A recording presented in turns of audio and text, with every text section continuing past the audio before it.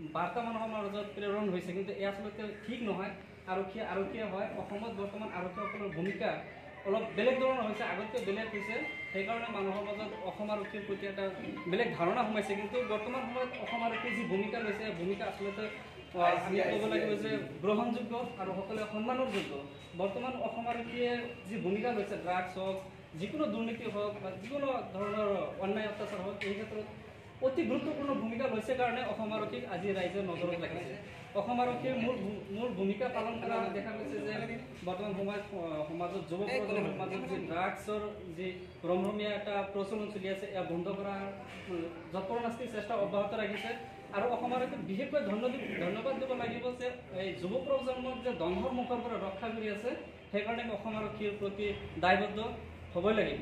Career guidelines আৰু career council আৰু career মেলাৰ দেহুৰ যুৱ কেন্দ্ৰৰ উদ্যোগত আয়োজিত আৰু ককিলা প্ৰেছ ক্লাবৰ সহযোগত আয়োজিত তৰ্ক প্ৰতিযোগিতাৰ সঞ্চালক ডাঙৰীয়া, আমাৰ শ্ৰদ্ধাৰ বিচাৰক মণ্ডলী, উপস্থিত সতীৰ্থ সাংবাদিক বন্ধু, সেয়া হ'ল কলম। কলম হ'ল এখন দেশ, এখন জাতি, এখন ব্যক্তিক আগুৱাই নিয়াৰ প্ৰধান মাধ্যম। কাৰণ আমি আজি শিক্ষিত হৈ গৈ আছো, আমি কলমৰ ব্যৱহাৰ কৰি আছো। আৰু এষাৰ কথা আছে, 1000 তৰোৱালতকৈ এটা কলমৰ শক্তি বা মূল্যটো বেছি। কাৰণ তৰোৱালেৰে যেনেকে বিভিন্ন ধৰণৰ মাৰপিট, দেশ শাসন, কাটাকাটি বিভিন্ন কিছু কৰিব পাৰে, কিন্তু সেই এখন অগ্নিগৰ্ভা এখন দেশ বা ৰাষ্ট্ৰ কলমৰ লিখনিয়ে স্তব্ধ কৰিব পাৰে। কলমৰ এটা মানে দুখন ৰাষ্ট্ৰৰ মাজত এটা শান্তিৰ বাতাবৰণ সৃষ্টি কৰিব পাৰে।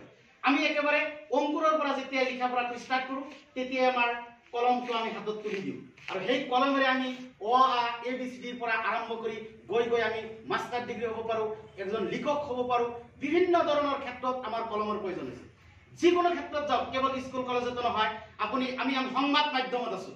গতিকে সংবাদ মাধ্যমৰ প্ৰথম আহিলাটোৱেই হ'ল কলম।